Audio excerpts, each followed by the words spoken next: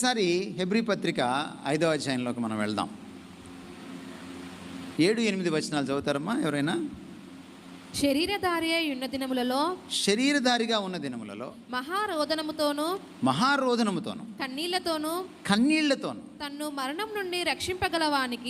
మరణము నుండి రక్షింపగలవానికి ప్రార్థనలను యాచనలను సమర్పించి భయభక్తులు కలిగి ఉన్నందున ఆయన అంగీకరింపబడెను. ఆయన ప్రార్థనలో ఆ ప్రార్థన తీరు మీకేం అర్థమైంది? యాచన అంటే తెలుసా? యాచన అంటే ఏమిటి? అడగడం కాదమ్మా, అడుక్కోవడం.